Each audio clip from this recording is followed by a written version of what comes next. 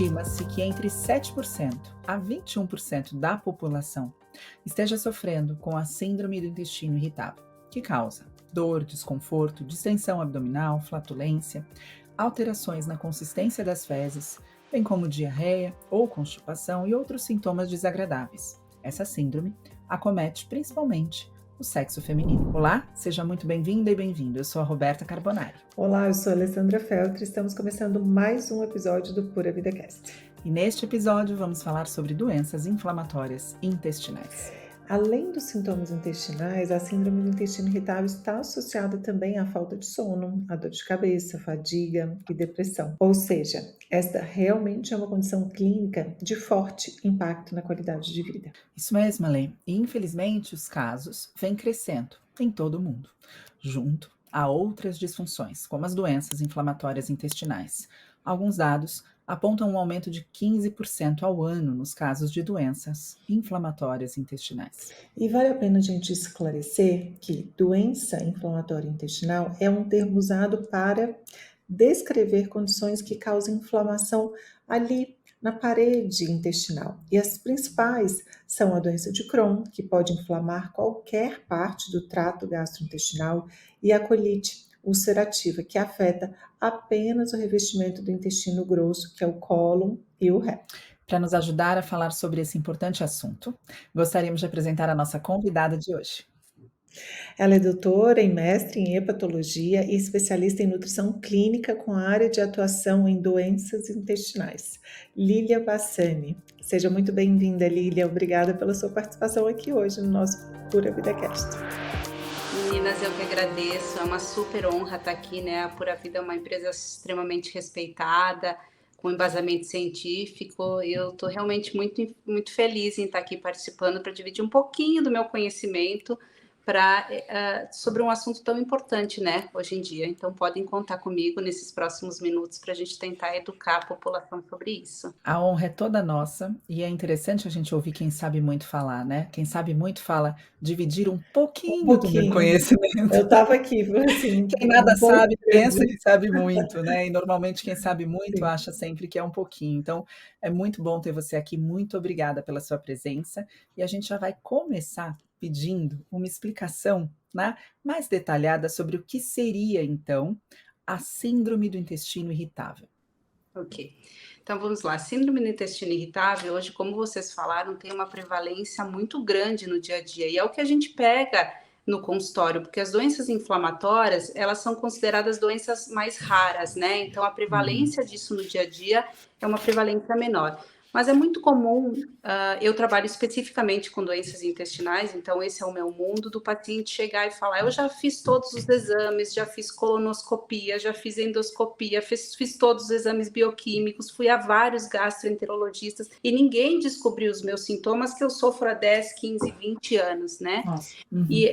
Então, assim, sintomas assim, tenho muita flatulência, muita distensão, tenho que abrir a calça quando eu sento, muita eructação, gases, diarreia, obstipação. É normal ter gases? Sim, mas tem um limite para essa normalidade, né? Então, assim, o que seria essa doença, síndrome do intestino irritável? É uma síndrome que você não encontra nada nos exames, né? A gente chama uma síndrome funcional, né? É esse intestino que está funcionando de uma forma não 100% correta. Então, por isso que quando os pacientes fazem os exames, nada é encontrado. Esse diagnóstico é um diagnóstico diferencial num primeiro momento. Então, primeiro, o gastro precisa excluir as doenças inflamatórias, que nós iremos explicar na sequência, né? Então, ele exclui doença de Crohn, retocolite ulcerativa, doença celíaca. Então, ele exclui todas as outras doenças, outras causas orgânicas.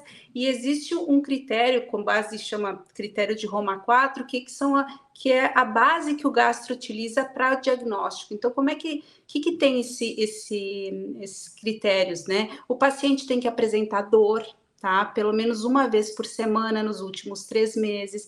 Tem que ter essas queixas de ou diarreia ou obstipação, acompanhadas de gases, distensão. Então, é uma síndrome funcional, cujo diagnóstico é de exclusão, somado à presença dos critérios com base nessa especificação de Roma 4. E é interessante que você traz, né, eu sofro há 10 anos, eu sofro há 20 anos. E justamente, né, não havia antes um encaminhamento para esses sintomas na ausência de um diagnóstico de uma doença. Então, se não tem nada, é assim que é, né, e as pessoas se acostumam a viver dessa forma, com uma qualidade de vida completamente reduzida. Isso é muito ruim, porque assim, ó, o paciente chega para nós, porque o gastro tem que ter um expertise, tem que Uhum, conhecer, tem que trabalhar com síndrome do intestino irritável para realmente colocar o carimbo e falar: não, isso é síndrome do intestino irritável. Você não tem uhum, doença inflamatória, você não tem nada, e não é todo gastro que está preparado para colocar esse carimbo, infelizmente, né? E aí é uhum, isso. Ah, eu já fui a vários médicos e eles só me mandam procurar psiquiatra, tudo isso é emocional, mas gente, óbvio que a gente sabe, hoje a ciência explica que tem uma forte relação eixo uhum, intestino-cérebro, então o estresse realmente é um gatilho independente para todos esses sintomas, mas o paciente está sentado ali na sua frente, ele tem que abrir a calça, você vê que ele está com aquele abdômen uhum, distendido, ele está conversando com você e aquela eructação está acontecendo, né? Ele está uhum.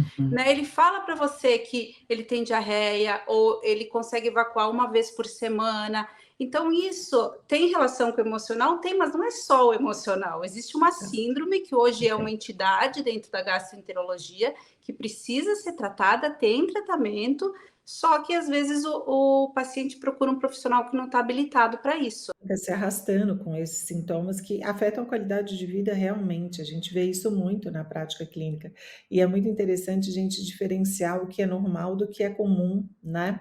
Uhum. Então, isso é comum, não significa que é normal você apresentar tantos gases, tantos desconfortos, tanta distensão, tanta eructação.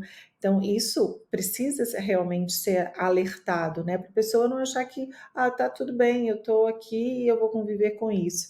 E aí eu quero fazer uma pergunta, Lilian, que você descreveu aqui, né, sobre a síndrome do intestino irritável, sobre essas exclusões de outras doenças, mas teria como nós colocarmos aqui, para todos que estão conosco, o que seria a causa realmente dessa síndrome do intestino irritável? Então, assim como as doenças inflamatórias, tudo que envolve o intestino é multifatorial. Não existe uma causa única. Ah, você comeu 1 quilo de mortadela e isso fez você ter doença inflamatória ou ter. Não, é multifatorial. Envolve desde qualidade de sono, tá? Então, aquelas Ótimo. pessoas hoje em dia, o mundo está tão frenético que as pessoas dormem 2, 3, 4 horas e tudo bem, isso é normal. Não, para Uhum, microbiota isso não é normal, tá? uhum, Exposição solar, que significa falta de vitamina D. Hoje em dia as pessoas têm uma preocupação, nós mulheres, né, temos uma preocupação intensa com o cuidado da pele, que o sol acaba ficando, nunca a gente tem essa exposição solar, isso tem um impacto para a microbiota. Aí a gente tem a falta de atividade física, que também compromete, o uso de antibiótico na primeira infância ou depois da primeira infância, né? O uso abusivo de antibióticos ou até de drogas anti-inflamatórias, que hoje em dia todo mundo toma uma droga anti-inflamatória. Tô com dor no joelho, um anti-inflamatório, e assim vai se perpetuando. Exato. O uso uhum. abusivo dos prazóis, né? Que hoje em dia o paciente recebe, tá com azia, toma um omeprazol, ele nunca mais volta ao médico, então fica usando Uhum. isso por 10, 15 anos, isso também tem um impacto para a microbiota e consequentemente para a síndrome do intestino irritável. E, obviamente, como eu sou nutricionista, a dieta, né? Então, hoje a gente tem um Sim. padrão ocidental na nossa alimentação, onde a gente tem excesso de ultraprocessado. O que seriam os ultraprocessados?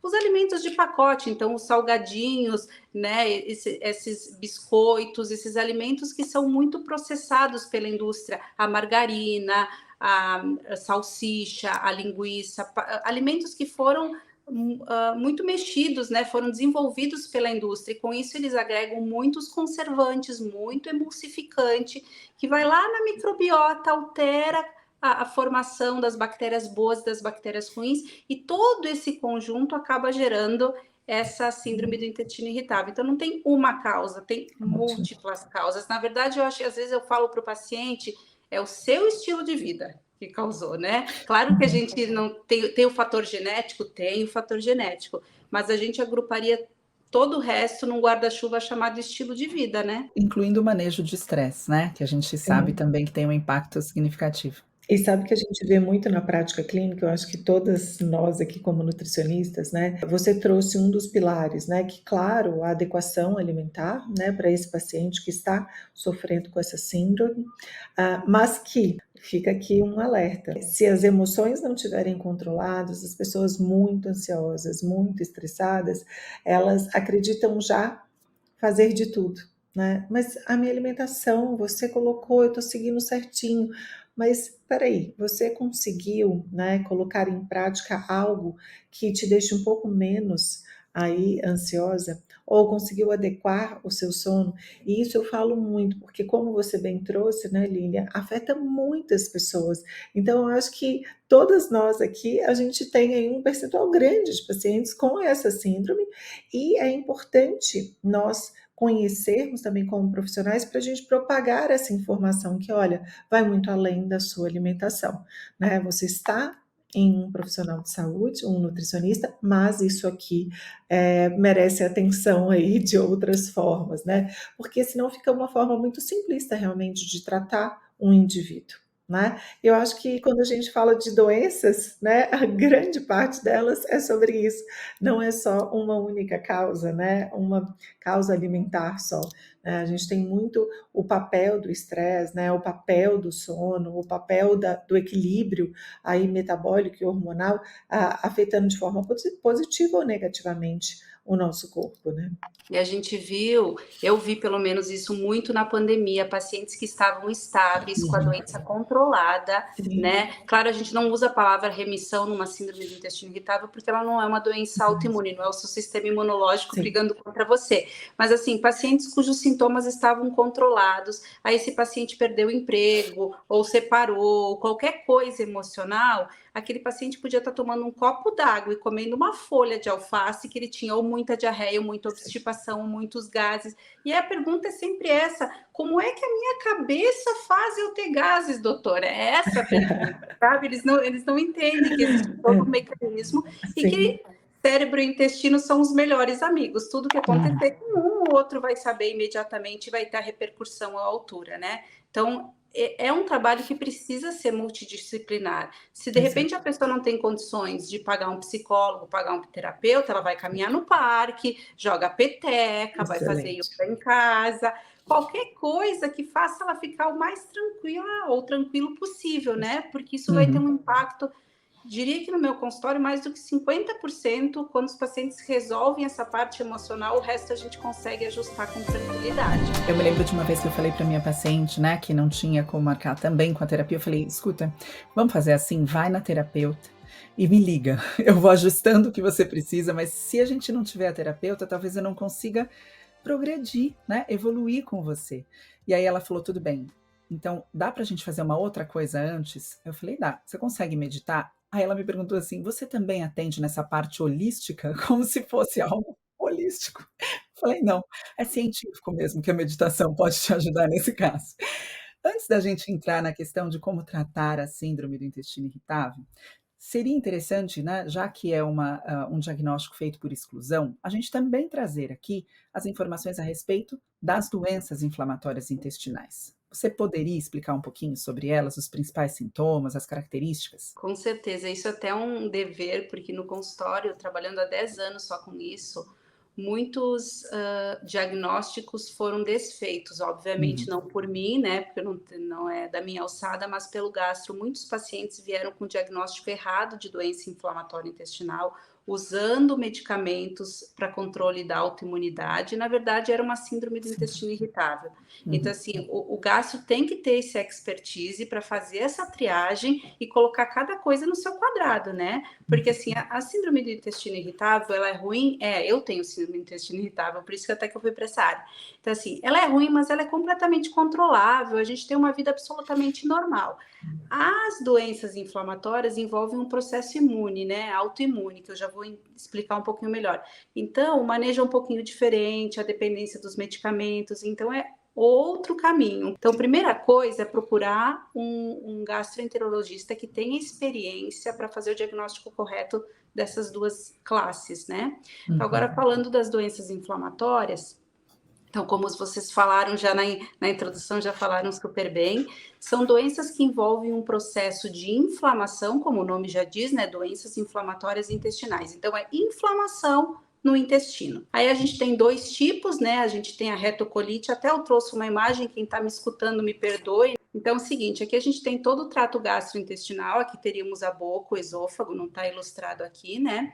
Então, o alimento vem, passa pelo, é o contrário, passa pelo estômago, tô olhando ao contrário, e chega aqui no intestino, que é onde essas doenças acontecem. Quando a gente fala de doença de Crohn, ela pode acometer desde a boca aqui em cima até o ânus, tá? Então é um processo de inflamação que pode acontecer em todo o trato gastrointestinal. Pode acontecer aqui no intestino delgado, que é onde a gente tem todas essas curvinhas aqui. Pode acontecer no intestino grosso, que é onde a gente tem esse formato de ferradura, tá? Também pode acontecer mais na parte superior, que é o esôfago, mas com uma prevalência menor. A área de maior ataque dessas doenças realmente é a parte do intestino. Então, a doença de Crohn, só recapitulando, ela pode acontecer da boca até o ânus, tá? E a retocolite não. A retocolite acontece nessa ferradura aqui, no reto, que é essa partezinha embaixo, né? Que o nome já diz reto, e no cólon, tá? Nessas três partes do cólon. Então, assim, isso é muito diferente, porque o que acontece nessa doença aqui? O sistema imunológico, as nossas células de defesa que deveriam nos proteger, elas começam a atacar as nossas células. Tá? Então, isso é um processo de autoimunidade junto com a inflamação. É todo o intestino que é atacado? Não, são áreas diferentes. Tem áreas, principalmente a doença de Crohn, que tem áreas que estão sadias e áreas que estão acometidas com o processo de inflamação.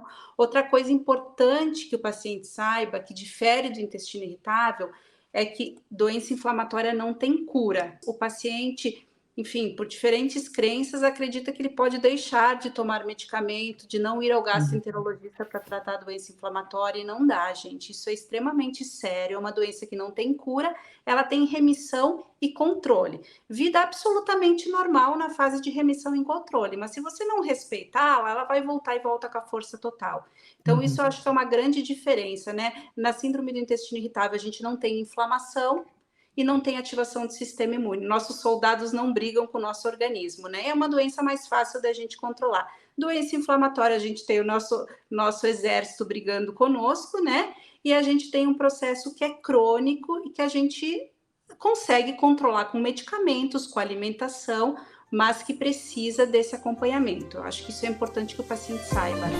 Eu acho que agora a gente pode, com essa explicação toda detalhada, né, da Lília, a gente saber um pouquinho sobre o tratamento da síndrome do intestino irritável, que eu tenho certeza que está todo mundo curioso aqui para poder saber sobre isso, assim, quais seriam as estratégias, né, mais eficientes para minimizar os desconfortos dessa síndrome. Tem um tratamento que é até interessante, que a gente pode usar nos dois cenários, tanto na síndrome do intestino irritável como nas doenças inflamatórias. Mas eu vou começar direcionando para a síndrome do intestino irritável.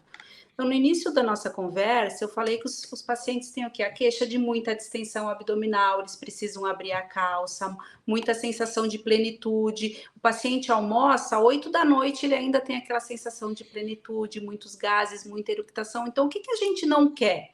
Que esse paciente tenha mais fermentação, porque ele está fermentando bastante. Ele está falando para você que ele passa o dia com eructação.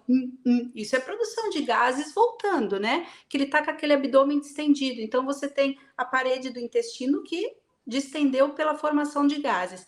Então, o principal tratamento não medicamentoso, né, para o controle dos sintomas da síndrome do intestino irritável é uma dieta chamada Low FODMAPs, tá? Que essa dieta nada mais é, isso é uma sigla em inglês, que traduzindo, ela significa carboidratos de difícil digestão para o intestino, tá? Que geram um processo de fermentação. Como eles não tiveram a digestão completa no intestino delgado, eles vão para o intestino grosso, e aí essa microbiota, os bichinhos, as bactérias que tem nessa parte final do intestino, que é aquela ferradura que eu mostrei, elas fermentam esses carboidratos, produzindo muitos gases, distendendo aquele intestino e aumentando toda a sintomatologia desse paciente. Esses gases, esses carboidratos de difícil digestão, eles também têm a capacidade de reter muito líquido, e com isso também pode piorar a diarreia desse paciente. Então, pensando na questão da dieta, essa é a terapêutica mais indicada e que tem o maior número de publicações, né? Então, para o controle dos sintomas,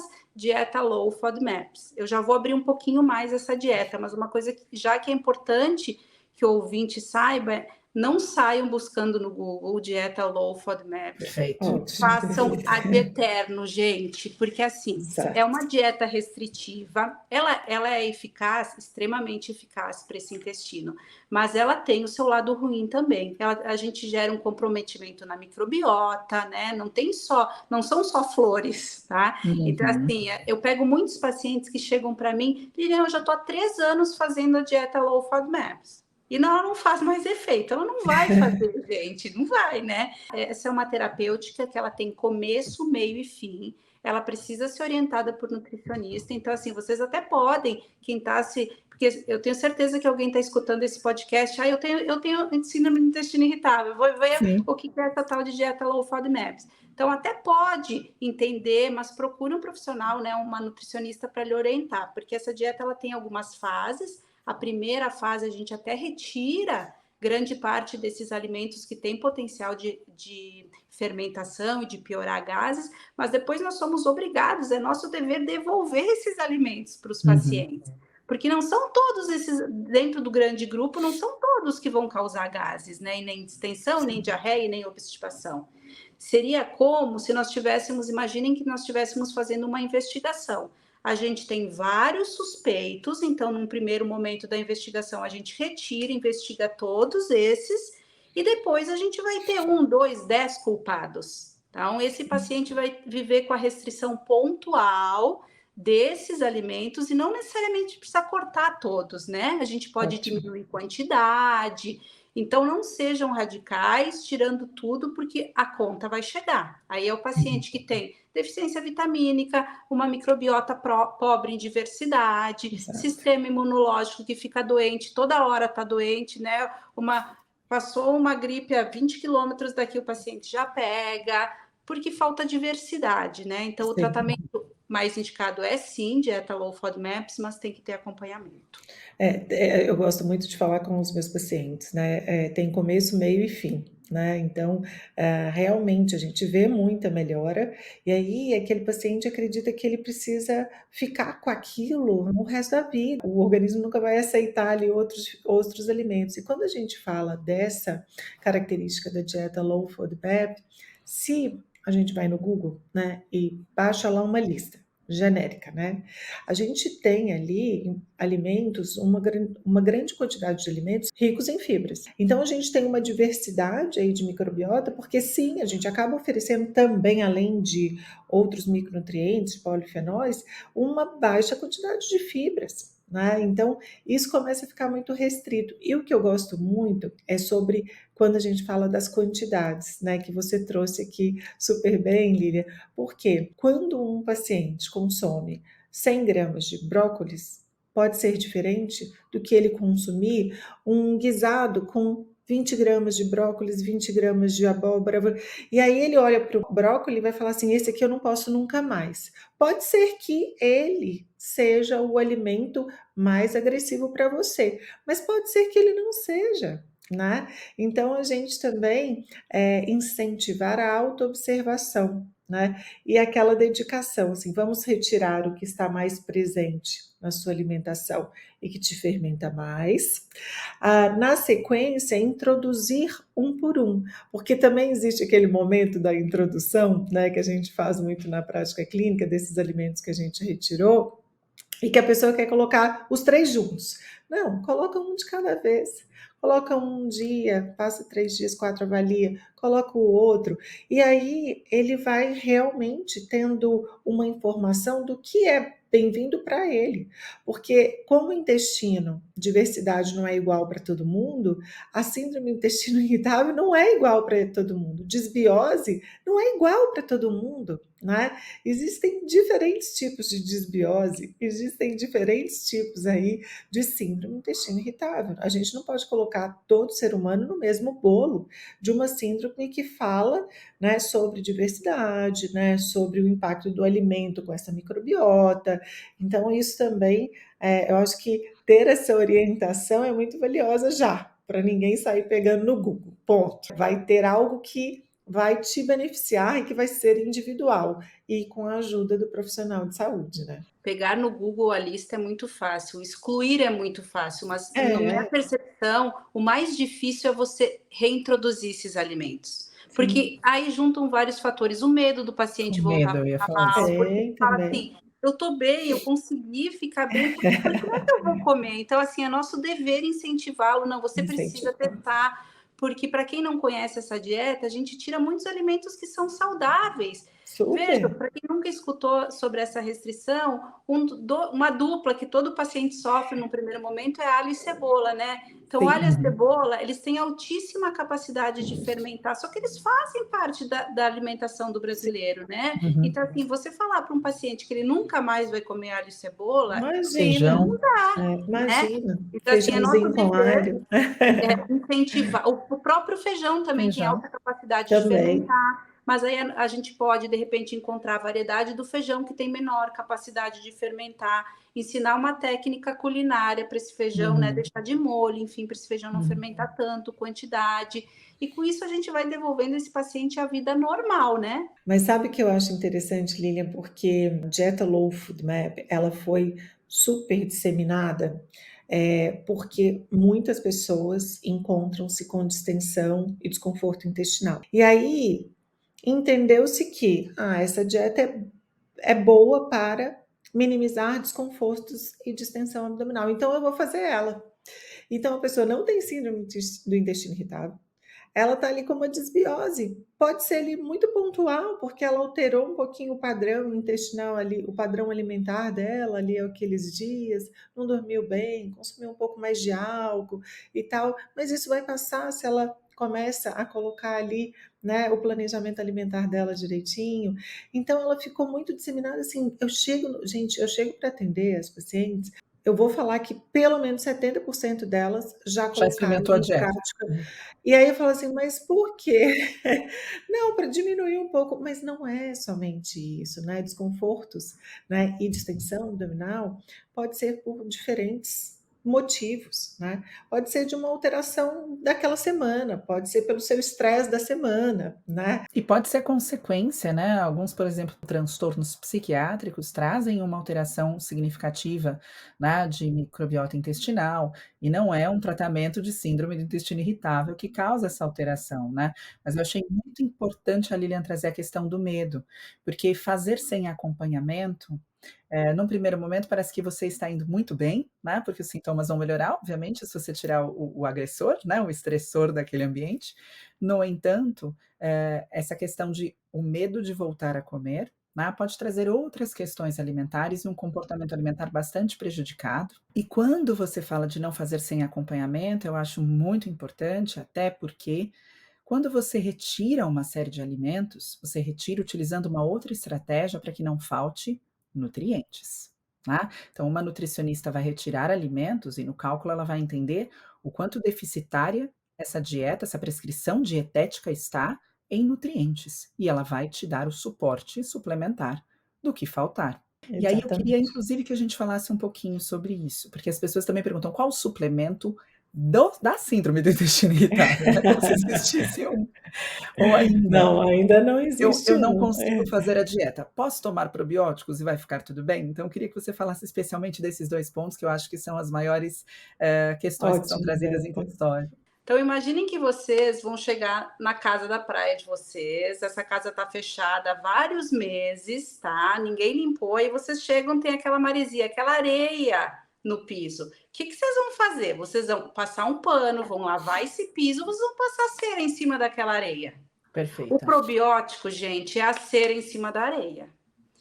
O probiótico tem a sua utilidade, tem o seu momento, tá? Hoje em dia até ele está muito debatido quanto usar, né? Tudo é um assunto hoje em dia bem polêmico, mas ele tem a sua aplicabilidade. Mas com certeza absoluta não pode ser no momento que o paciente está distendido, porque essa formação de gases é areia na casa da praia. E outra coisa que a gente tem que considerar na síndrome do intestino irritável é alta prevalência de SIBO. SIBO, para quem nunca escutou, é supercrescimento bacteriano no intestino delgado. O intestino delgado, naquela imagem que eu mostrei, eu vou mostrar de novo o intestino delgado aqui, né? Ô Lilian, aproveitando que você subiu a imagem de novo, fazer um convite para quem estiver ouvindo assistir no YouTube, né, ou no Spotify, para você ver a imagem direitinho. Então agora você pode nos ver também no YouTube ou no Spotify. Então esse é o intestino delgado, aqui onde tem, é ruim você falar o contrário, mas essa da curvinha, não é aqui, né? Então nesse intestino delgado a gente tem uma coisa que pode acontecer, é que as bactérias perdem a proporção e a gente começa a ter uma quantidade muito grande de bactérias ruins, tá? E aí isso recebe um nome, que é supercrescimento de bactérias, né, do intestino delgado. Então isso também piora essa condição de muitos gases, muita distensão. E se o paciente tomar probiótico tendo SIBO positivo sem saber, vai usar só calça de moletom, porque não fecha mais a calça jeans. Então, por que a história de colocar a cera em cima do piso com areia, né? Então, né, a gente tem que ter muita cautela com o probiótico. Acho importante que o pessoal não saia comprando muitos bilhões, porque se tiver que usar, a gente usa pouco, não precisa usar 30 cepas, né? Porque você não sabe o que tem nesse ambiente. Se ele tá bagunçado, você vai colocar mais bagunça ali dentro? Então, primeiro a gente limpa o terreno, passa o pano na casa, organiza os móveis, e aí se faltar o vasinho de flor em cima da mesa, a gente coloca que é o probiótico. E é muito importante porque a gente fala tanto dos benefícios dos probióticos, né, na saúde intestinal, e aí parece que essa frase, ela é finita, né, tipo, saúde intestinal probióticos. Não, e não é, né? A gente precisa ter um olhar mais abrangente. Eu acho que essa explicação sua foi incrível. Não será a primeira estratégia para uma síndrome e para tantas outras também, né? A gente precisa avaliar de qualquer forma, né, essa casa, como ela está mesmo, né? Vamos colocar ela em ordem. Nunca vai ser, então, quem gosta de cinema, né? Acabamos de ter o Oscar, né? Alguns meses e pouco atrás. Vocês nunca vão ver o probiótico como ator principal. Ele pode ganhar o Oscar de ator coadjuvante, né? De qualquer coisa, Oscar de melhor música, mas o ator principal é a comida, gente. Tá? Então, assim, a gente tem que ter uma dieta orientada por nutricionista, para o controle da síndrome do intestino irritável, mas também para melhora da qualidade dessa microbiota, porque senão o chão vai ficar sempre com um pouquinho de areia embaixo de algum móvel. Só antes da gente entrar em outros suplementos, só para também frisar a respeito do probiótico, né? Existe muita gente comprando probiótico por uma questão de estufamento, estou com muitos gases, ou quero melhorar a regularidade intestinal e comprando, né? Se automedicando. Não é um medicamento, né? Um suplemento, mas se autossuplementando com probióticos, né? E condições, inclusive de SIBO, podem ter outras razões, né? Que não estão necessariamente no intestino, mas estão impactando o intestino, né? Por exemplo, um hipotiroidismo não tratado, né? Pode trazer aí um quadro de SIBO e não é o probiótico que vai resolver o problema. Então, investiguem sempre e busquem um profissional, até mesmo para começar a utilizar o probiótico se necessário, né? Não comprem um probiótico por conta própria e iniciem aí a suplementação. Outros suplementos, a questão da dieta low FODMAPs e os outros suplementos. Então, quando a gente pensa tanto em doença inflamatória quanto síndrome do intestino irritável, a gente tem uma microbiota machucada, digamos assim. Óbvio que na doença inflamatória o machucado é maior, tá? E no síndrome do intestino irritável é um arranhão só, né? Uma casquinha de uma acne que você retirou. Mas nos dois a gente tem uma inflamação de baixo grau, uma inflamação mais significativa.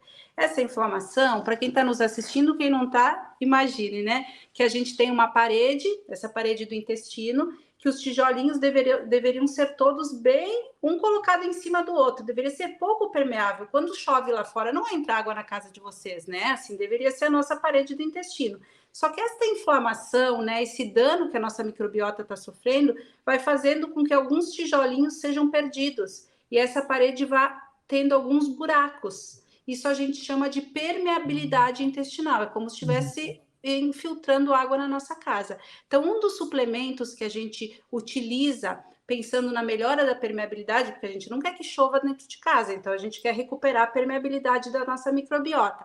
A gente pensa em proteína de colágeno, para reparo, né? Essa proteína de colágeno, ela serve como um cimentinho, ela vai ali e coloca argamassa ali ao redor dos tijolos, então ela vai recuperar essa parede. Então, proteína de colágeno, a gente pensa também em creatina, né, que é um outro aminoácido que é excelente. Bom, mas pensando na melhora de permeabilidade intestinal, então creatina e proteína à base de colágeno são os suplementos nesse sentido que eu penso.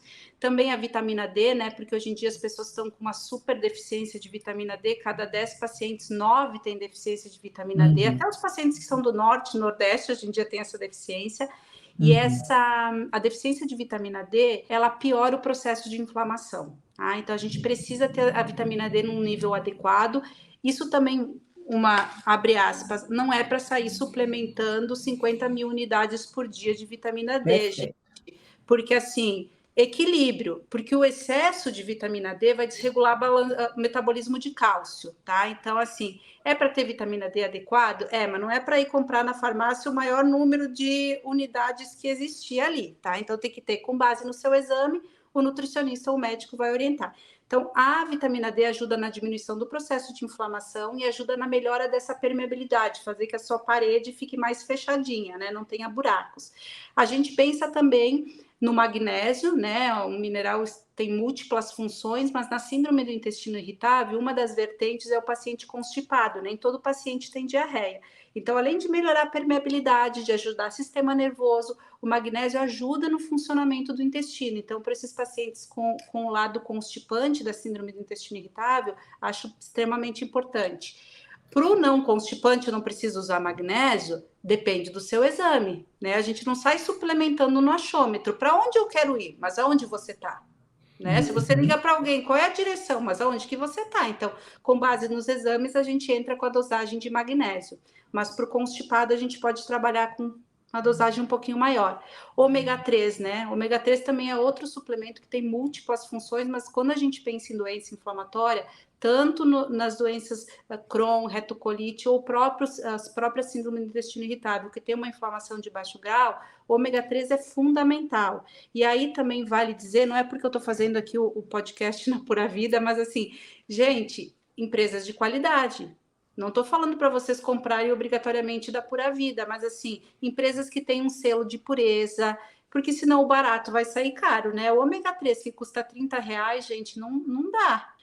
É o que você está colocando para dentro. Muitas vezes o paciente fala para mim, você não fala, né? A gente vê o paciente ali com uma roupa melhor e ele não quer pagar R$100 de um ômega 3 de qualidade. Então, tenham essa preocupação, tanto quando vocês forem comprar proteína, ômega 3, tudo que vocês comprem. Creatina, né? Porque a gente tem creatina de R$50 e tem creatinas com um valor um pouquinho mais alto, mas que a gente sabe que a empresa tem todo um protocolo de qualidade, porque é isso que vai chegar no seu intestino. Exato. Se chegar a coisa errada, você vai ter que ir para o medicamento, e às vezes nem o medicamento controla, né? Aí a gente tem, por exemplo, na doença inflamatória, dependendo se o paciente teve que fazer ressecção, tirar algumas partes do intestino, porque agravou um pouco mais essa doença inflamatória, aí a gente precisa sempre observar a vitamina B12, tá? O zinco também é importantíssimo para esses pacientes, né? Zinco e magnésio é um casal inseparável. Então, assim, de maneira geral, a gente sempre olha para essa suplementação, mas as vitaminas do complexo B, não só a B12, como todas as Bs, são de extrema importância para esses pacientes, porque o metabolismo do complexo B no intestino fica comprometido quando você tem desbiose, né? E esses pacientes com síndrome do intestino irritável têm desbiose. Os de doença inflamatória, então, esses nem se fala, né? Então, esses com certeza têm desbiose, então a gente tem que ter esse cuidado. Uma outra coisa importantíssima. Eu falei que a gente retira, diminui os alimentos com alto poder de fermentação. Isso não significa que eu não vá suplementar fibra, tá? Isso é um grande erro das pessoas, tá? Então, você está tirando na Low FODMAPs alimentos extremamente saudáveis, alimentos que fariam essa microbiota ter vida própria, aumento de bactérias gram-positivas, que são as bactérias do bem, né? Então, o que a gente faz? A gente retira aqueles carboidratos de alto poder de fermentação, mas a gente pode colocar uma fibra, uma goma cássia, que tem baixo poder de fermentação. Então, tem um grupo, algumas fibras de baixo poder que a gente usa obrigatoriamente nesses pacientes e que elas geram pouquíssima distensão. Elas ajudam a aumentar as bactérias boas, as que nos protegem, porque elas aumentam ácidos graxos de cadeia curta, que vão acabar aumentando fatores que combatem a inflamação. tá? Sim. Então, a fibra eu acho que também ela cabe nesse bloco de suplementação.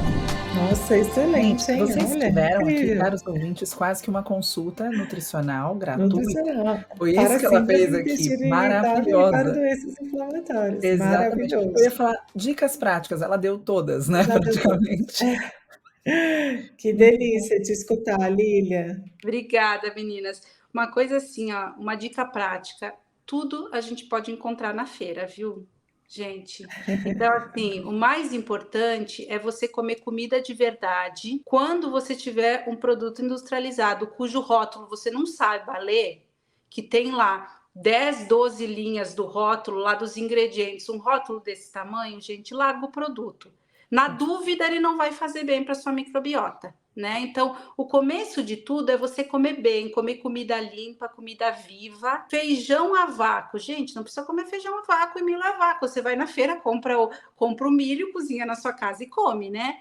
Então, eu acho que isso é a primeira coisa, é comer comida de verdade. Segunda coisa é você comprar menos produtos industrializados, produtos ultraprocessados, tá? E aí depois também ter a suplementação correta e o acompanhamento de uma nutricionista ou de um gastro que saiba o que está fazendo pelo seu intestino. Que delícia, que felicidade todo esse conteúdo hoje sobre síndrome do intestino irritável. Tenho certeza que foi super valioso para todo mundo que está aqui com a gente. Não, foi para mim que sou nutricionista, ouvir você falar, de verdade, Não, de super. verdade, de verdade. Muito obrigada Incrível. pela companhia aqui com a gente hoje nesse podcast. Infelizmente, a gente tem que finalizar, né, Lê? Eu queria mais 1 hora de podcast com ela. Mas aí a gente faz aquela pergunta, né? Assim, tipo, a gente pode contar com a Lilian sempre por aqui, então, será? A gente queria uma semana de só Só de síndromes saúde e intestinal. doenças intestinais. Não, contem sempre comigo, os pacientes. Olha, tá vendo? Eu Tá não tenho gravado, hein, Lilian? Eu não tenho rede social ativa, ela existe lá, mas eu não mexo nela. Mas assim, se alguém tiver dúvida, manda uma pergunta lá que eu acabo respondendo, né? Maravilha. Em algum momento eu vou ver essa pergunta. Querido ouvinte, espero que você tenha aproveitado e fique à vontade para compartilhar esse episódio com seus amigos e familiares. E caso você tenha gostado desse papo, como eu gostei, pode divulgar o programa para mais pessoas ao avaliá-lo em sua plataforma favorita, de preferência com 5 estrelas. E agora você pode deixar o seu like aqui no vídeo também. O Pura Vida Cast faz parte da plataforma de conhecimento em saúde, bem-estar e longevidade da Pura Vida, o Pura Vida Prime. Acesse puravidaprime.com.br e tenha aulas sobre nutrição, exercício físico, sono e longevidade saudável com renomados especialistas. Esperamos vocês na próxima semana com mais um episódio repleto de valiosos ensinamentos. Exatamente, Beta. Esse foi mais um episódio do Pura Vida Cast, conhecimento para ajudar a cuidar do seu bem mais precioso, a sua saúde. Beijo, Beta. Beijo, Lilian. Obrigada. Beijo a todos. Até a próxima. Beijo, Alê. Beijo, Lilian. Obrigada aos nossos ouvintes e até a próxima. Obrigada a todos.